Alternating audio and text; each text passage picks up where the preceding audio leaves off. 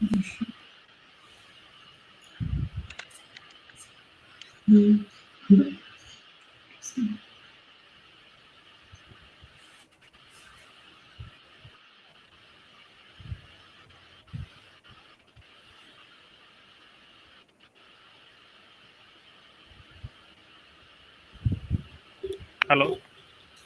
Link check करो एक बार, तुम लोग दिख रहे हैं? अभी चेक करो।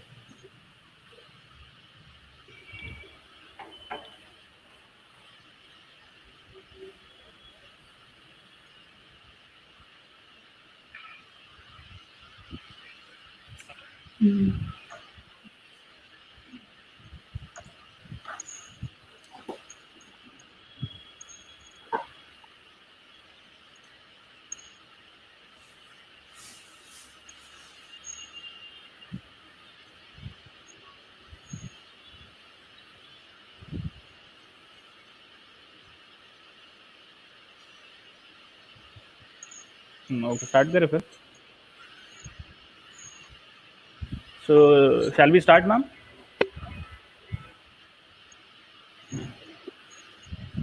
So, good evening, everyone. On behalf of Anjuman College of Engineering and Technology, I welcome you all for this workshop on town planning in USA. Uh, we have two speakers from USA. I will like Professor Rashmi Bade ma'am to give an introduction about them. Ma'am. Very good evening to all the participants from India, as well as good morning to all the participants from USA. Myself, Rashmi Bade, Engineering from Harland College of Engineering and Technology. Welcome to you all for today's workshop on town planning in United States. It gives me immense pleasure to introduce our guest speaker of today, Mrs. Devayani Puranik, Senior Planner, City of Dublin, Ohio, USA, and Ms. Nicole Martin, AICP Planner 2, City of Dublin, Ohio, USA. With small introduction of both, we'll just proceed with the introduction. Devayani Puranik works as a senior planner for the City of Dublin, Ohio, where she oversees long-range and strategic planning projects. In addition, Devayani is a certified Black Belt Six Sigma professional and manages City of Dublin's process improvement and innovation projects.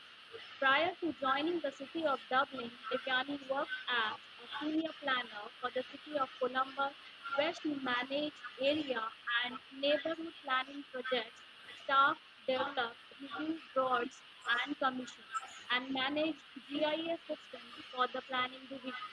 Devayani holds a Bachelor of Architecture from Pune University, India, and Master in City and Regional Planning and Environment Science from the Ohio State University. Our second speaker, Ms. Nicole Martin, is AICP Planner 2, City of Dublin, Ohio, USA.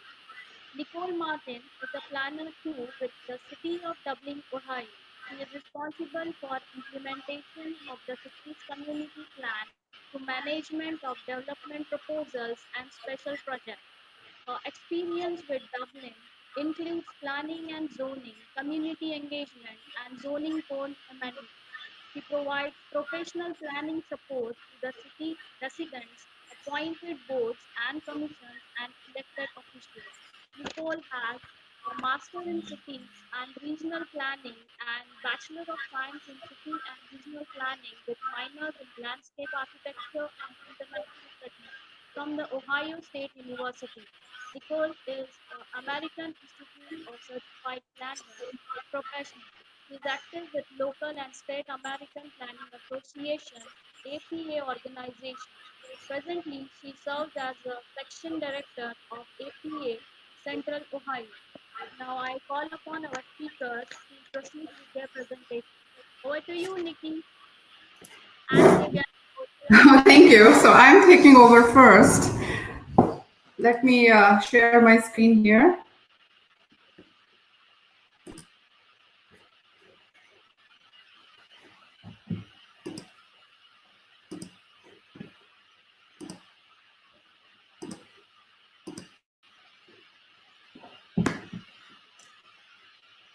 Namaskar. Hello, everyone. I'm Devayani Puranik. I work as a senior planner, like Rashmi said, for the city of Dublin. And Nikki is my coworker friend. She also works, we are coworkers for the city of Dublin, Ohio. First of all, Nikki and I would like to thank Professor Rashmi Bade, Azaz ji, and Professor Ansari ji for giving us this opportunity to be here and share our experiences in the profession with all of you. We can't see you all, but we are told that you are on YouTube and you can comment in the chat box. So if you are able, if you have any questions, any comments, please feel free to do so in the comment box. Nikki and I will try to address as many questions as possible as we go along.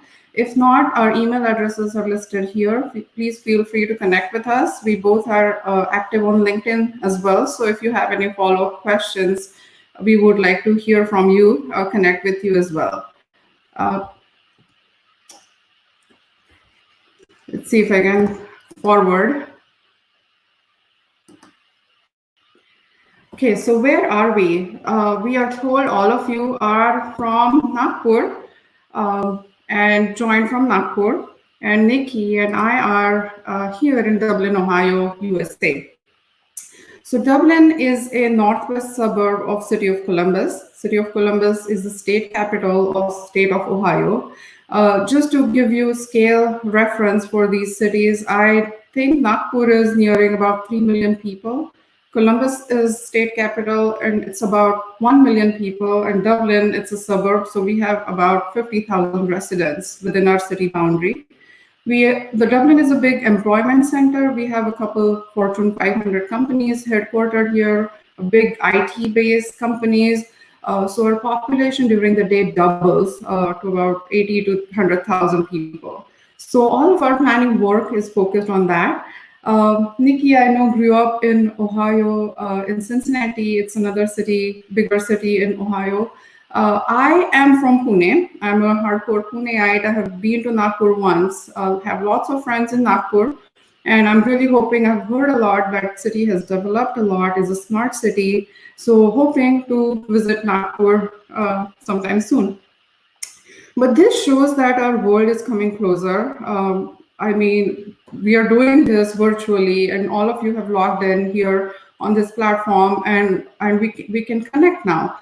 So, you know, it's really good experience for us to share what we are doing in the profession of urban planning, city planning, but we would like to hear from all of you as well. So in a couple of slides, I am going to request all of you to visit a website and I will share the code. So please keep your phones, laptops close by that you can access. And we would like to hear your thoughts on the points that we are making through the presentation. So starting with the main part of the presentation, town planning in the United States. Town planning, yes, absolutely, but the profession and the modern professional part of planning is more city planning. Nikki and I, we both have a degree in city and regional planning from the Ohio State University, and it's widely known as city or urban planning here in the United States. So just a quick overview of the planning profession here. Town planning, of course, city planning, urban planning, and all three words mean the same thing, but all these have different nuances.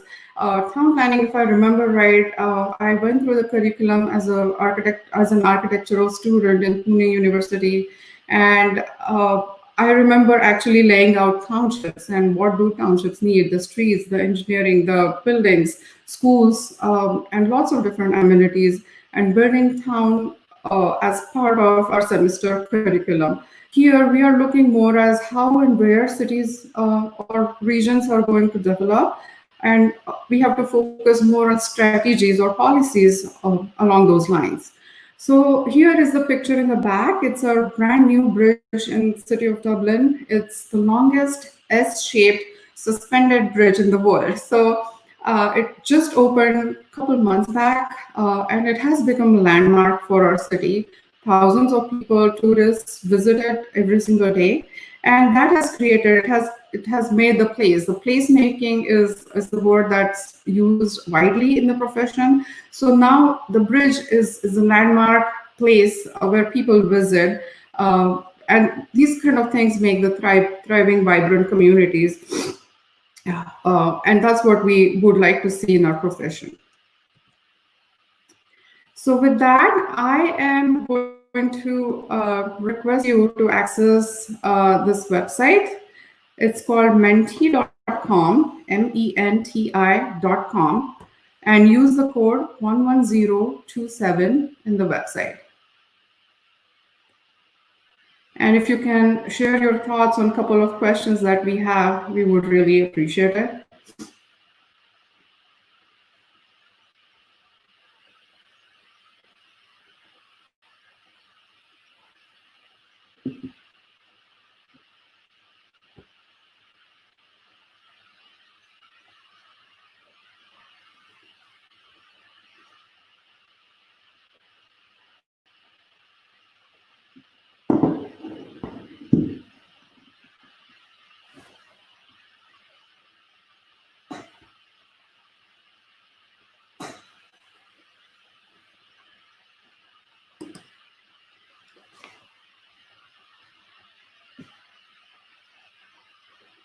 While you're doing that, I'm going to move forward to this slide talking about allied professions for city planning. So architecture, definitely, like I said, in architectural school, town planning is one of the topics that we studied. Architecture makes or breaks the places, actually. So architecture, definitely. This is one of our brand new libraries in the city of Dublin. It's really cool space. It's not only for books, but it's also for people, where people connect, people interact with indoors, outdoors, nature around it. The bridge is right across from the library. And so it has created really vibrant, active atmosphere within the heart of our city. Civil engineering, of course, a lot of you are from civil engineering background. So our vision and our ideas through design process, it has to get implemented, and engineering is very key component of that. So the bridge is a great example that I talked about earlier. It's literally the only suspended bridge in the world of that length. And so civil engineering is a very key component of city planning. Landscape architecture is another big component of city planning. United States, here there is availability of land, and piece of land around you also makes the place. So we work a lot with our landscape architectural colleagues, co-workers, and as we are working on plans for our cities. And real estate, of course, the finance part of it, the development part of it, what are the property values, what are we going to gain out of doing all of these things? All of those are looked at as we are working on our plans. Other than that, then there is transportation planning, there is mobility planning, there are several other environmental sustainable components that are also looked at as we are planning our cities. With that, I'm going to hand it over to Nikki to discuss a few things. Good evening. Thank you, everyone, for having us here. Devayani, thank you for that wonderful introduction. So as we look at our allied professions, it's important to understand what scale city planners work at, as well as our allied professions. The image depicted on the screen is called an urban to rural transect. Transect is the division of character along the spectrum. You'll notice each of these zones is labeled T1, T2, with the T standing for transect. So city planners work across the spectrum with environmental resource management in zone T1, and rural and regional planning in zone T2.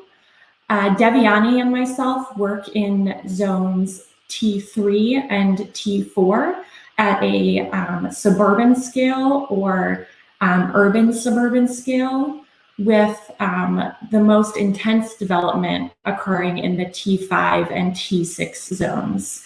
Similar to city planning, civil engineering can occur across the development spectrum, from resource management all the way to urban infrastructure and stormwater management.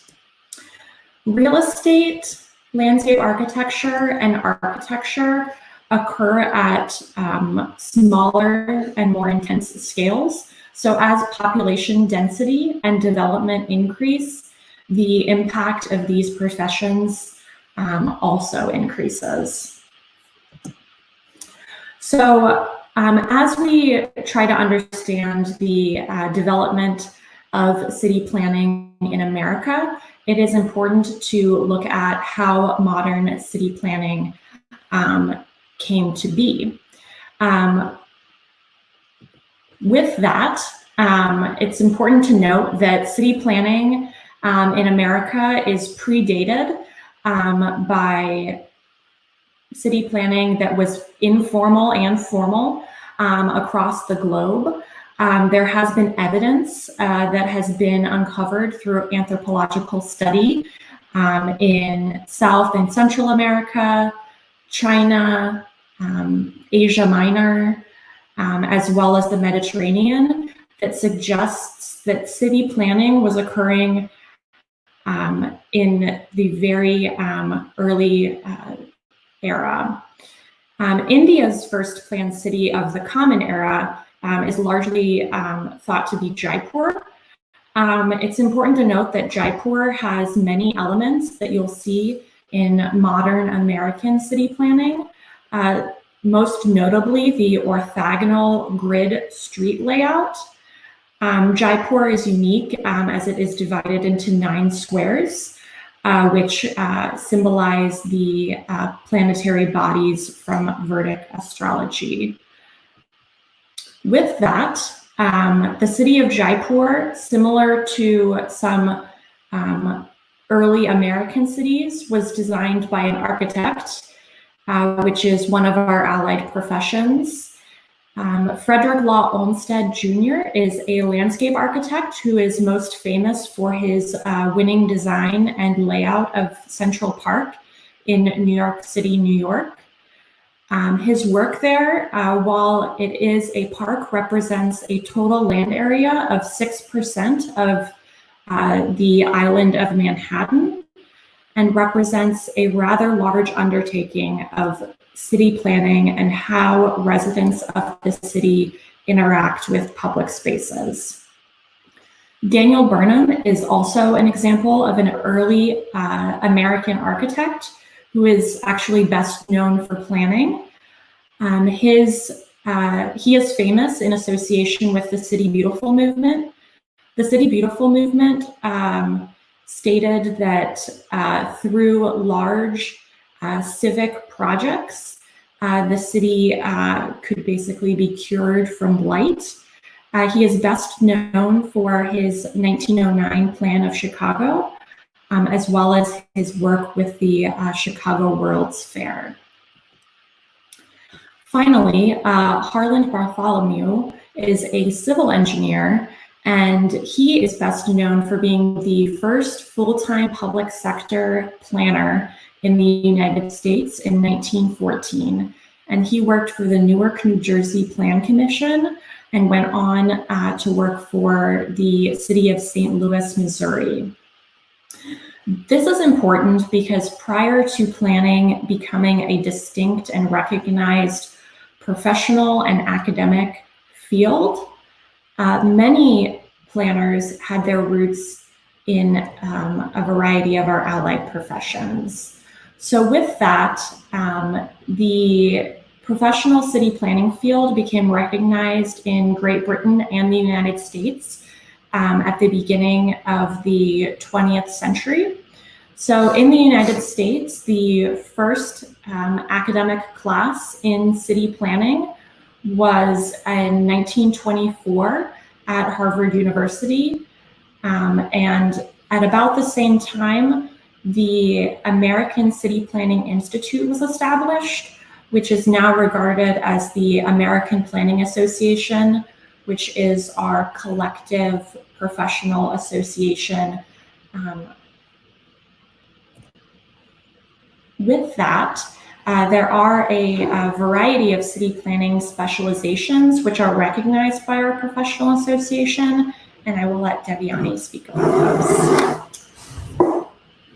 So when we spoke about our allied professions, there are so many different components and nuances to planning.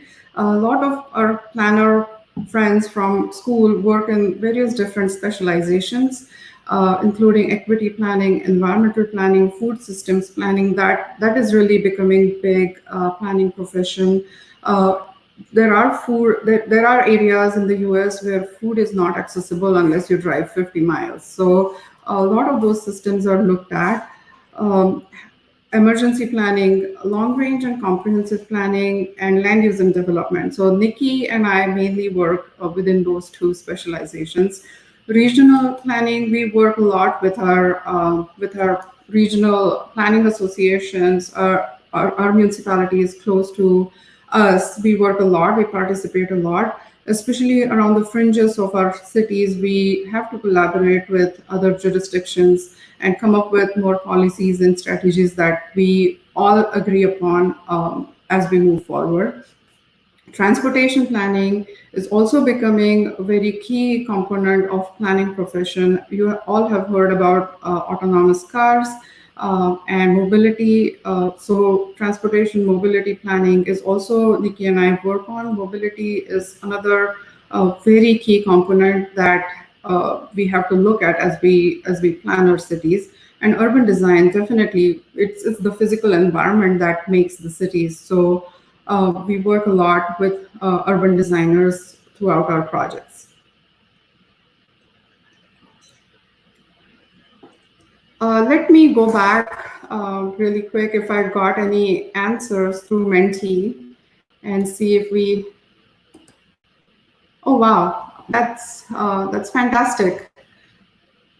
Nagpur, infrastructure, transportation systems. See, a lot of these elements absolutely make cities. Thank you for sharing your thoughts with us. So I'm going to touch on our day-to-day job that we work on here within City of Dublin. This is Jane Jacobs. She was an activist, journalist, and urban renewal advocate, Canadian journalist. And she says that cities have the capability of providing something for everybody only because and only when they are created by people.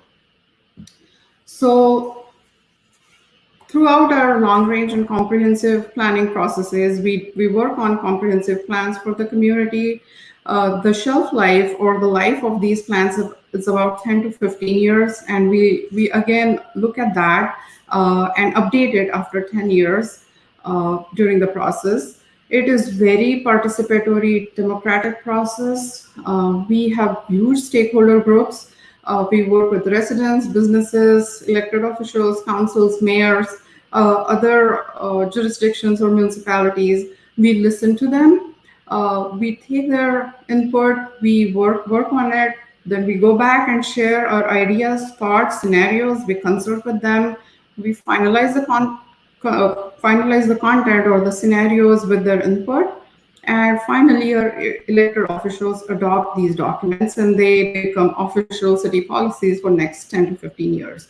And as many recommendations as possible are implemented as planned through the plan implementation process. So I work in long-range planning section, and we work on plans, policies, and programs for development and redevelopment designed to guide the physical design and development of the cities through public participation. So public participation is a huge component of our planning processes. So there are three different areas. The comprehensive plan that I just mentioned, it forms the larger umbrella for city planning policy.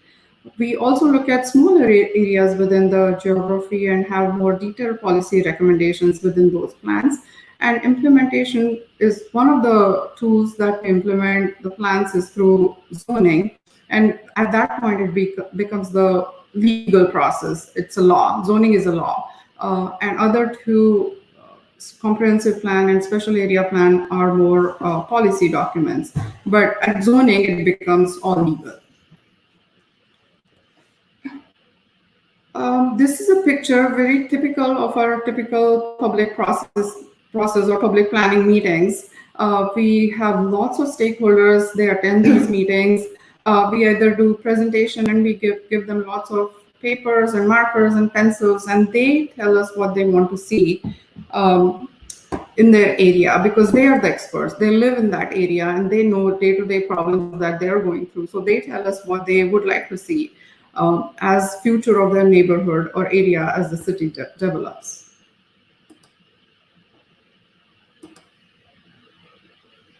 This. Great, thank you, Devayani. So with that, Devayani has established the overarching umbrella of the framework that I work within to implement the community plan. So it's really important to understand the difference between land use and zoning. Land use is the term that describes the human use of land, or the way the land is actually being used. So for example, that could be agricultural, industrial, commercial, or residential. Zoning is how land use is translated. On the right-hand side of your screen is a zoning map and a legend that represents the distinct areas on the map where zoning districts are applied. So zoning code establishes the types of uses as well as the development standards associated with each zoning district. So as Devayani mentioned, zoning code is law and is often how we implement the community plan. And in my role, I look at development applications, particularly site planning, and how it aligns with the established community plan and zoning code regulations. So site planning can be undertaken by city planners, architects, landscape architects, or even in rarer cases, civil engineers, depending on the scale and intensity of development. This is an example of a recent City of Dublin municipal pool facility. And as part of this project, we looked at site layout, including site circulation for both vehicles and pedestrians. We looked to ensure, is the parking adequate to accommodate the use? Where are the buildings located? Where are the pool facilities located? Does the proposed site plan meet the zoning code requirements when it comes to the development standards? Those would be setbacks or the distance that structures must be from property lines. And is the total lot coverage compliant? The reason we regulate items like setbacks and lot coverage is to ensure that adjacent uses are not negatively impacting one another. Additionally, with site planning, we would collaborate with the city engineer to ensure that stormwater management is adequately provided. You'll notice on this site plan, dry basins are used both on the north and south side of the site plan to mitigate water quantity and quality. We also look to ensure that the landscaping is adequate, including screening of the vehicular use area and ensuring that lighting is adequate to provide safety, but is not detrimental to adjacent neighbors. Finally, as part of the zoning review and implementation of the community plan, I would look at the building character. You'll notice here the municipal facility incorporates a variety of natural materials, which is recommended as part of the community plan, as well as the Parks and Recreation Master Plan for the City of Dublin. Thank you, Nikki. So there are additional considerations for city planning. Like I said, smart cities, I know Nagpur is a smart city, connected communities, the broadband infrastructure, and everybody being connected. We all saw that through this pandemic, we all are working from home, and connected communities is becoming more and more important. Resilient, sustainable cities is another big consideration for city planning. Connected mobility, it's autonomous vehicles and how they are connected to our infrastructure. Future of work, a lot of us are working from home, we don't have to go to office, and how that impacts our economy, our infrastructure. That's a key component. And diversity, inclusion, and equity, you have heard about this movement that's going currently and for a long time, Black Lives Matter. In that case, everybody is included, its equity is becoming more and more important as we move forward. So as part of that, we also work on, in addition to long-range strategic planning projects, and Nikki mentioned development projects, we work on other framework for our city. Dublin Sustainability Framework is another one of those examples. It again includes a lot of different areas where everything is getting important through climate change, and we have to be very conscious about environmental impact of what we are doing in our cities. Connected communities, like I mentioned, City of Dublin, though it's small, has a huge broadband infrastructure. A lot of the office buildings are connected through 100 gig fiber. We have data center. We also have Amazon's data center within the City of Dublin. And the goal is to be most connected community in the US. So I am working on another project through our Chief Innovation Officer on being the most connected community in the US. The other little strip that you see here in the picture, that is the connected corridor for testing of autonomous vehicles. It's about 30-mile long corridor where trucks are now testing how they can be autonomous, and all the infrastructure is in place for that. So we would like your feedback again. If you can please access menti.com again and same code. What do you think? How everything that we have said so far, how does it compare to what you are doing in your profession as you're studying in school? How does it compare to practices and profession in India? If you can please share, we would really appreciate that as well. I'll keep it here for a few seconds.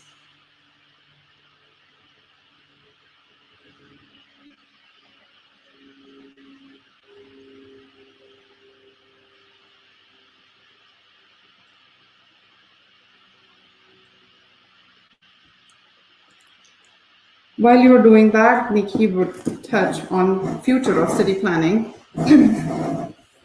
Great, thank you, Devayani. So with looking at city planning today, city planning in the past, it's really important to understand what the future of our communities might look like, as it will inform our efforts moving forward.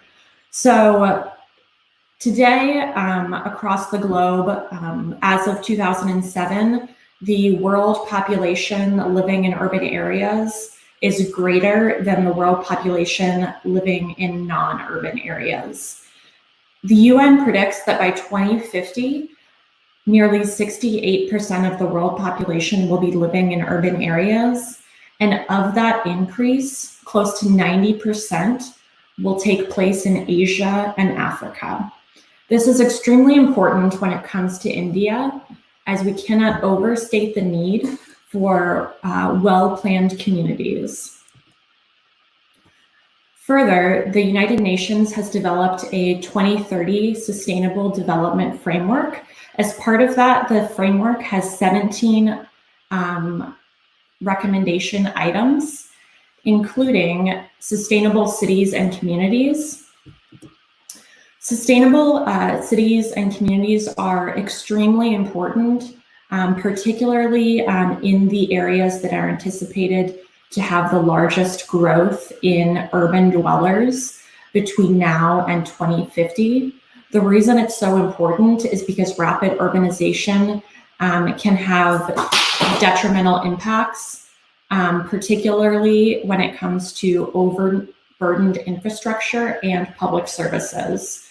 So as part of this, it is going to be more important than ever to establish communities that prioritize safety, resiliency, and sustainability. And the reason that is to mitigate those impacts like air pollution and unplanned urban sprawl. So with that, we want you. So even if your background is in civil engineering, that does not preclude you from practicing town planning, city planning, or urban planning, or even being a professional ally that is able to voice the importance of well-planned urban centers. So if we look at the trajectory of India's urban population, you'll notice that in 1960, approximately 18% of India's population was living in urban areas. In the last 60 years, that has increased to 38% of India's population living in urban areas, which is just over 500 million people in India.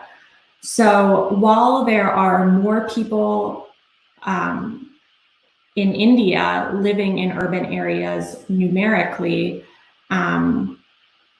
the professionalization of urban planning in the United States has taken place much earlier, and that is largely due to the fact that when you see population in urban areas above 50% in countries, that is typically when formal urban planning becomes a recognized profession. And that is how it was in the United States when we became a more urban nation in the early 20th century. So I would encourage you all that there is absolutely a need for smart, sustainable, and safe city and town planning in India. And as civil engineers, you play a critical role in that picture. So with that, we will skip back to understand how this compares to India. Let's see if we received any.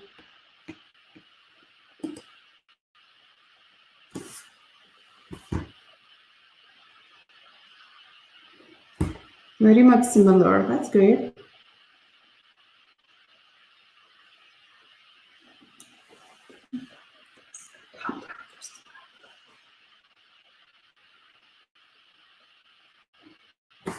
Yeah. So it looks like some of these, one in particular says, in India, city planning is mostly done through master plan prepared by the respective municipalities. Another says, let's see, since India is a developing country, well, things are working in a planned way, but we need, what does that say, Devayani? I can't read that. Yeah, Okay. it's going through. It's going through it, no worries. Yeah. But I think this one in the middle about India, city planning is mostly done through a master plan is extremely important. So something that Devayani and I have noticed is that Master planning can be very useful, but master planning is distinctly different than community planning.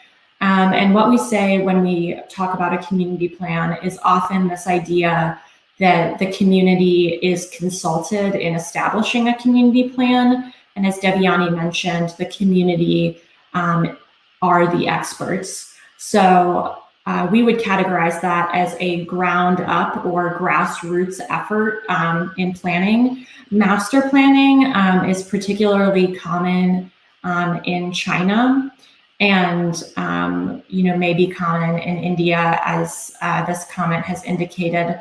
But master planning is often a top-down effort, whereas a city planner or a elected official or a civil engineer, your professional expertise allows you to make recommendations that are in the best interest of the community. There's not to say that one is right and one is wrong. They are just two very different approaches to planning. The way that our democratic system is set up in the United States, we are required to establish community plans through consulting the constituents of our city, which is the reason that we do less master planning and more community planning. With that, I'll turn it over to Devayani, and I think with that, we are done with our part of the presentation. If you have any questions, any comments that we can address, we are here to address any of your thoughts.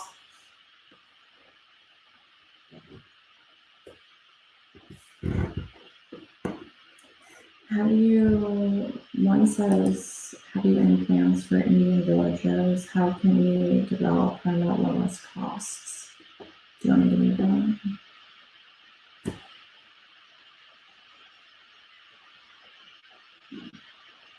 Yeah, you're not talking about village planning. Yeah, why not?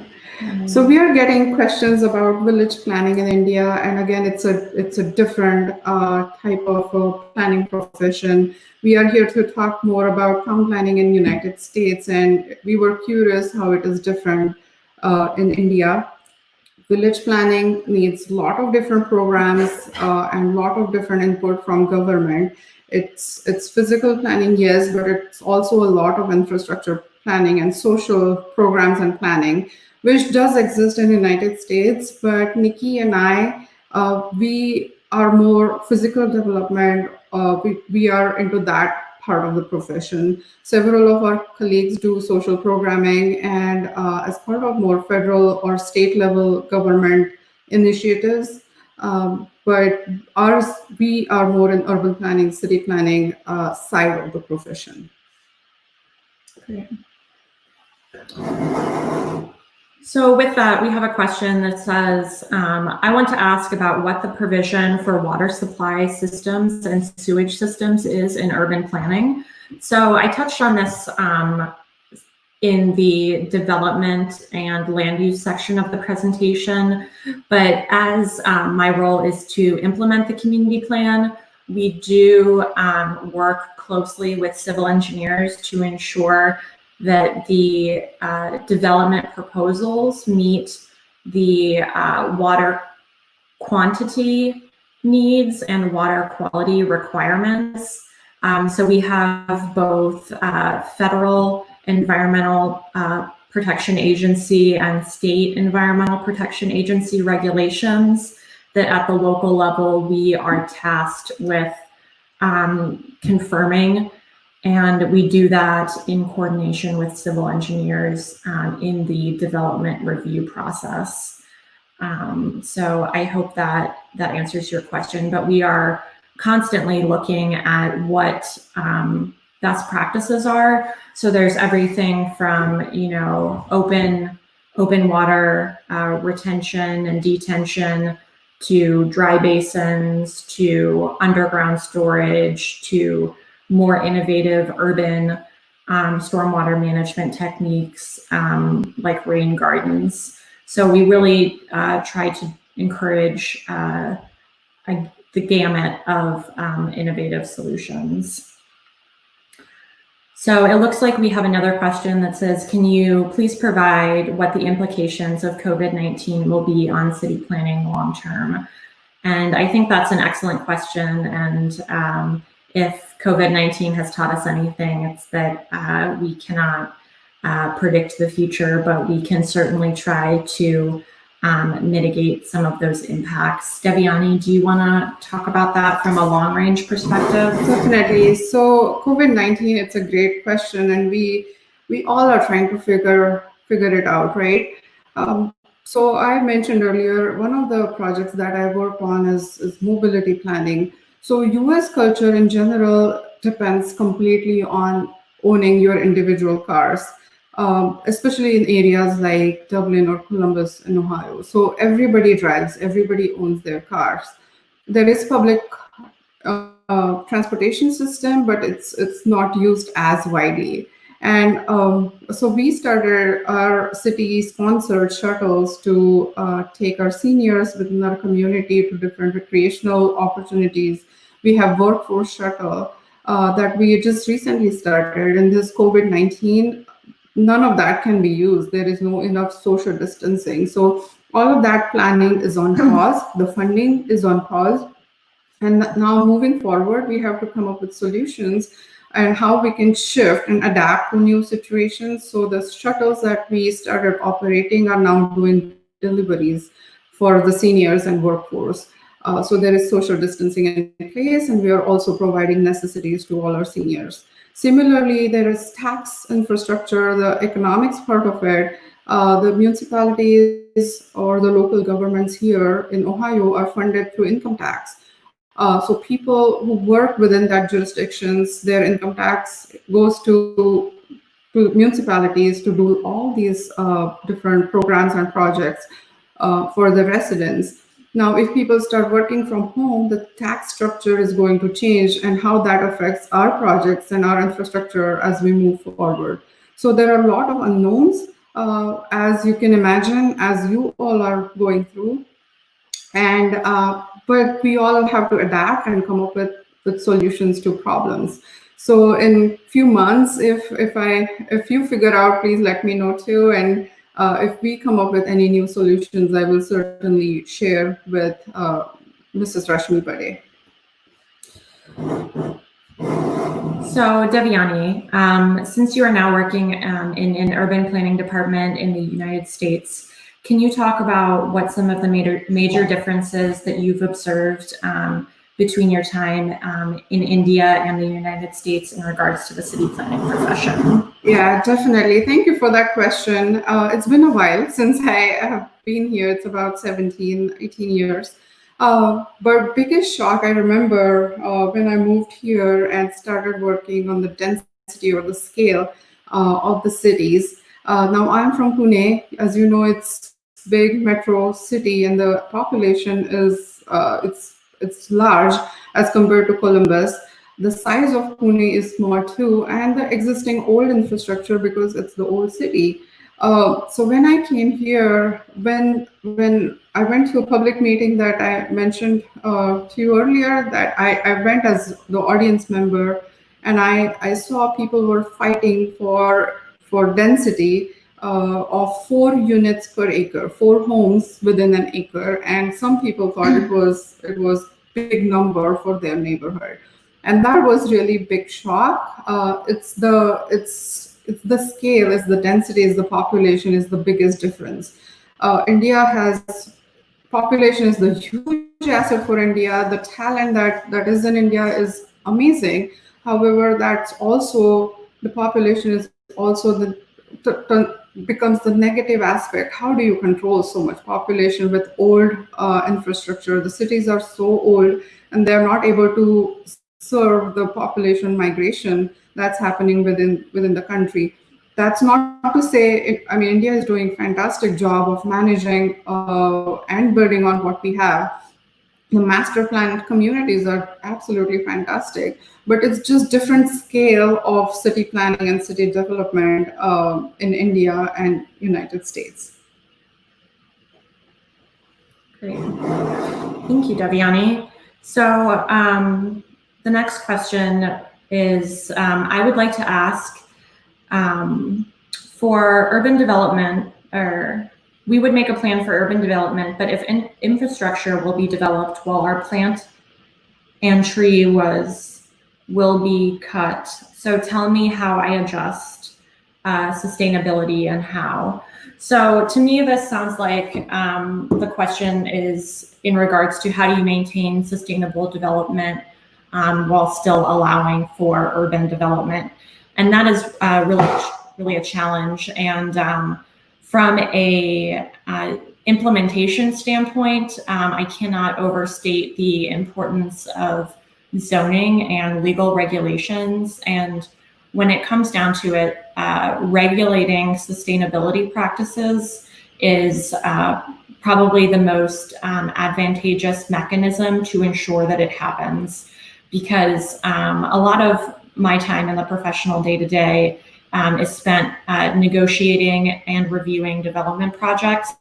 And as part of that, you can certainly request that sustainability be considered. But when sustainability is required legally, it can be much more beneficial to the city. So from a zoning perspective, requiring a certain amount of open space with each development would, get at some of the sustainability measures, requiring alternative stormwater management techniques. So where you're using permeable pavers, using rain gardens. So trying to really look at some of those interdisciplinary site planning techniques to create a modern, sustainable city.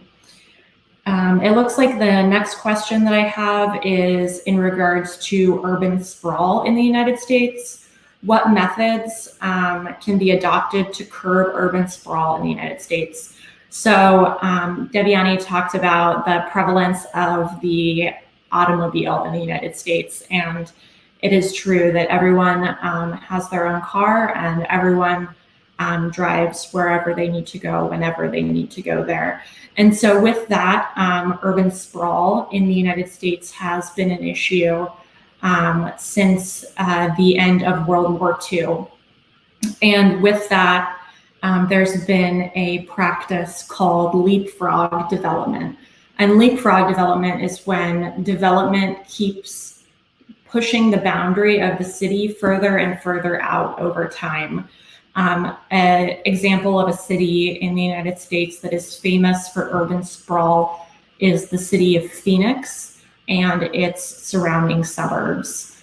As the city and the suburbs grew, their development encroached into natural desert habitats and has had negative impacts both on human life as well as natural plant and animal life.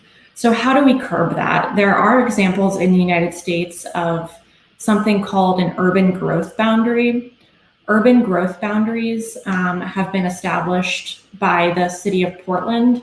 The city of Portland, Oregon has a designated zone where development is permitted, and outside of that zone, development is prohibited until such a time that the existing zone has been fully developed. So the idea is to, in the short term, preserve as much land outside of the boundary until you have fully maximized the use of the land inside the boundary.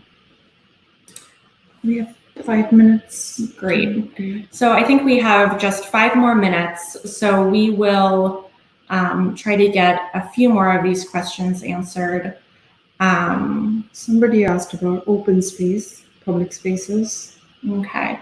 So it looks like there's a question. Can you both tell us what measures are taken in the United States to promote open spaces and public spaces within cities? So I think I had just touched on this, which is that the zoning code can require a certain amount of open space per developed area. And we do in the city of Dublin. It depends on the type of project and the intensity of the project, what the actual ratio of open space that is required to be dedicated to the city is. But the city of Dublin has had a history of being very progressive and aggressive in requiring the dedication of public open space for the benefit of our residents. And as such, that is how we encourage the establishment of these public open spaces. And in terms of the character of these public spaces, depending on the scale of the development, if it's a residential project, oftentimes the city will come in and develop the character of that dedicated open space after the developer has dedicated it to the city. In terms of commercial projects, the character of those public spaces and the quality of those public spaces would be established at the same time. So as a city planner, I would look at those and work with the developer to review that.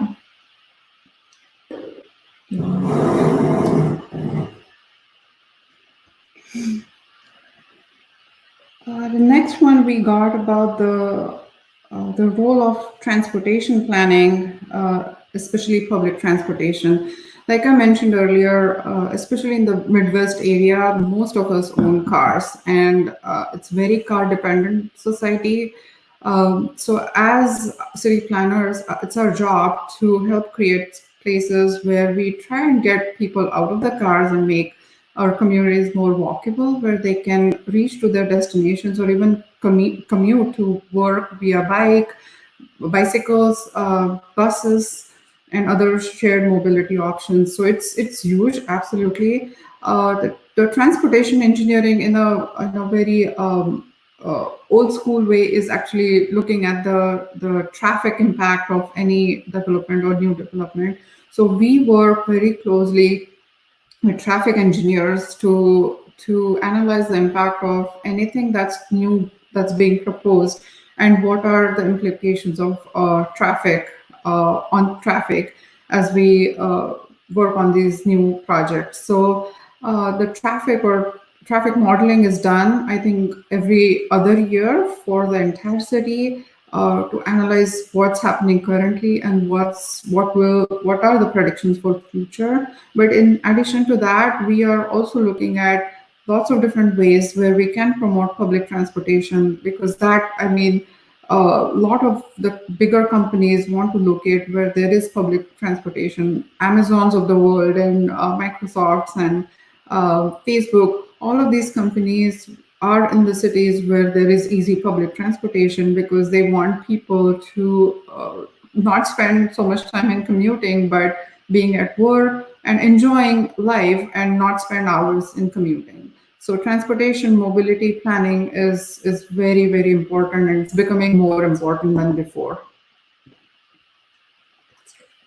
So we are at time with our session today. Thank you so much for all your questions, comments. We really enjoyed this experience. Please feel free to get your questions through to us via email or LinkedIn or through Professor Rashmi Bade. Rashmi, is there anything to add?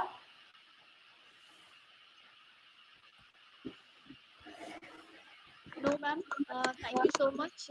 Remaining questions, they can mail you or they can mail me, then I will convert it back to you so that we can answer their questions. And in future, if they want to interact with me, then it will be more beneficial for them to directly contact with you. So if required, I will provide your working email IDs to them so that they can interact with you in future. So I would like to present a vote of thanks on behalf of my department and Anjuman College. So it is a great privilege to thank you, our principal, Dr. Ms. Ali sir, for just guiding us and organizing such events, webinars, and workshops in this lockdown for students, faculty members, and researchers in civil and architectural departments. And I would like to thank Professor Ashfaq Ansari sir, our head of the department, that is always what you can say or inspirational for us for organizing such programs. And I will thank my teammates who are working with me from 3 months for arranging such events. Professor Azaz, Professor Mohammad Aminuddin, Professor Mohammad Atif.